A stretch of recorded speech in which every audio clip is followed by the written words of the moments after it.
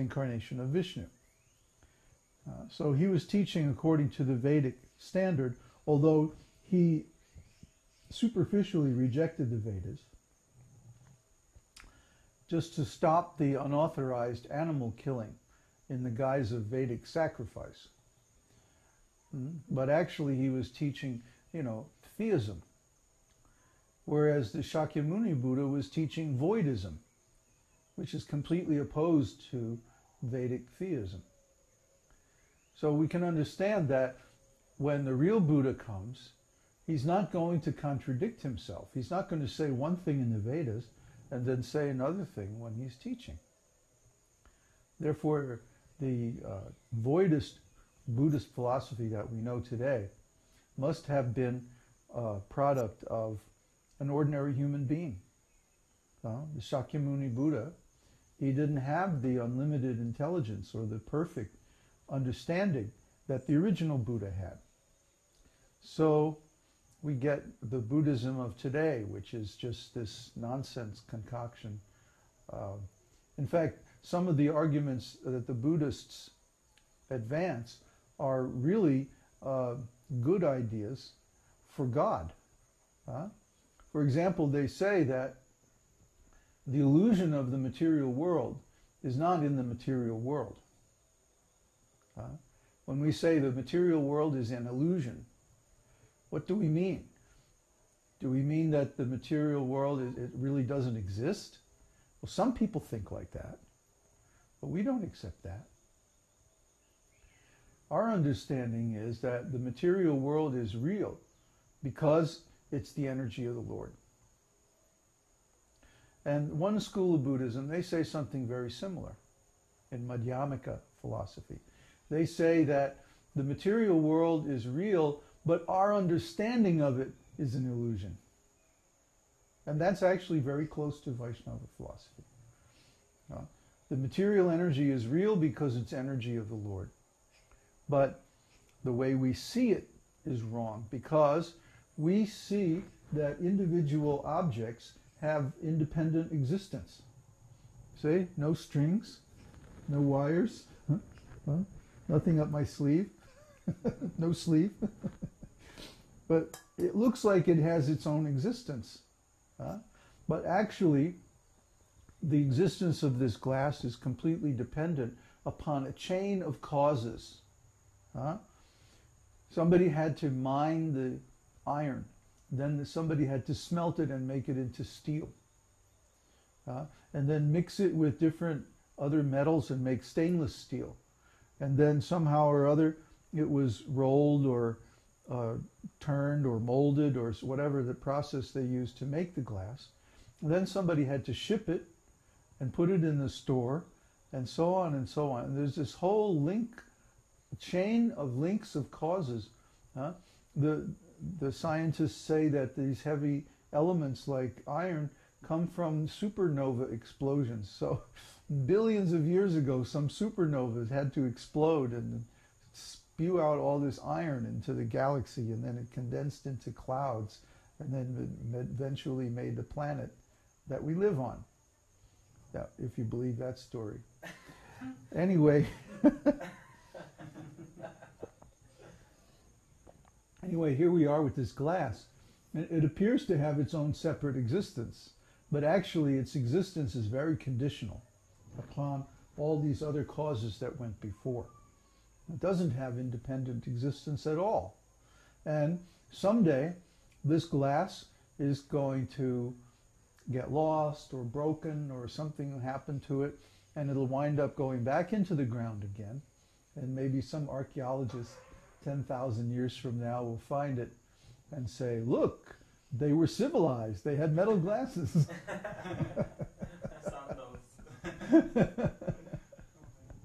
Yeah. So we don't know actually what real existence means. Real existence means unconditional. Just like we were talking before about the difference between relative truth and absolute truth. Relative truth is what? Temporary, conditional, dependent. on the circumstances. Whether it's true or not just depends on what's going on. But absolute truth is eternal, unconditional. It's always true.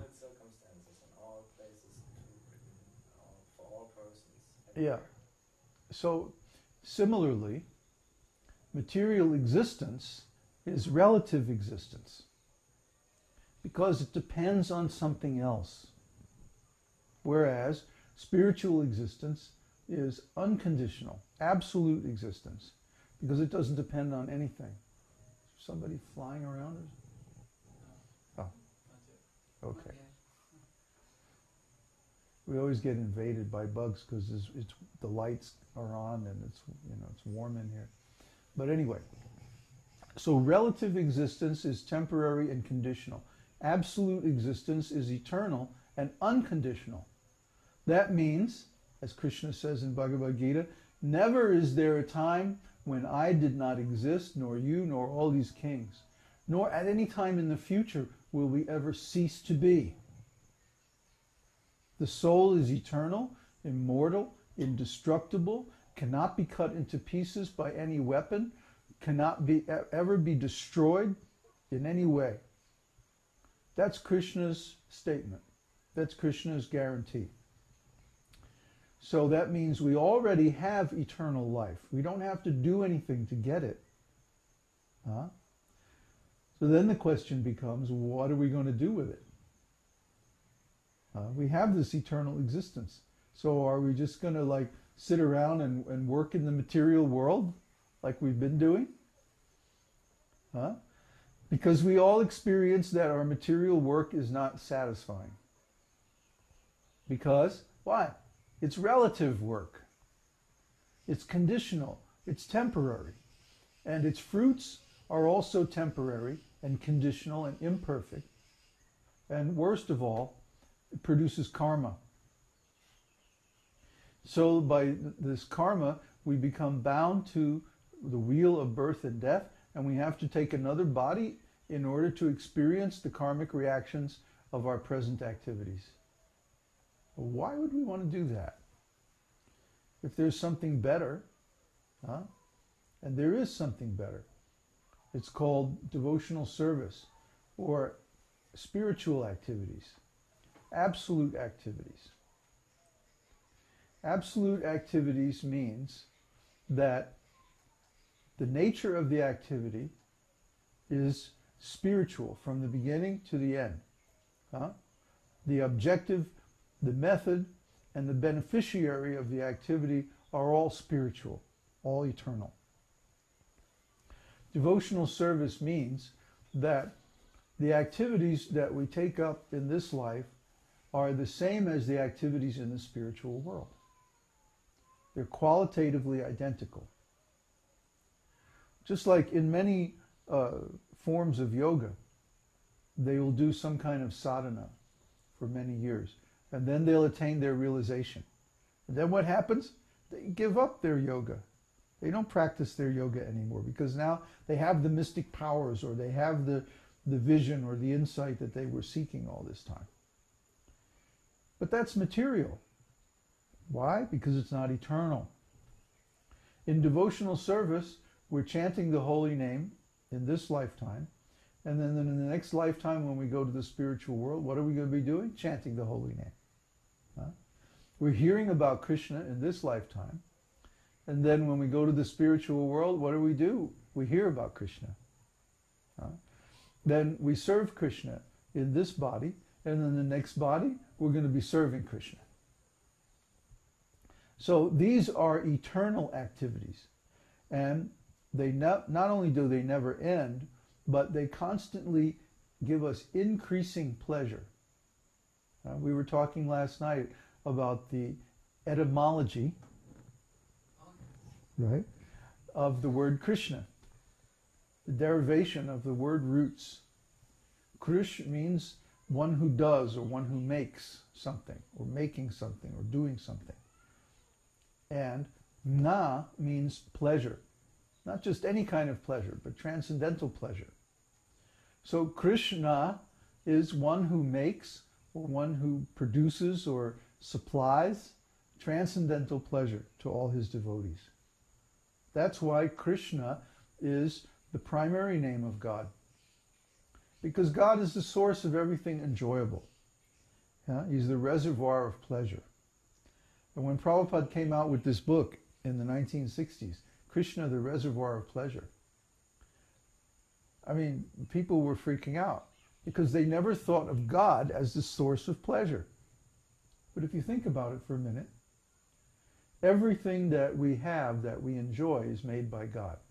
It all comes from Him. So He's the source. He's the reservoir. If the things that we enjoy give us pleasure, then where is the stock of that pleasure? Huh? Like when the rain falls, it comes from the ocean. When we see the light, we know it comes from the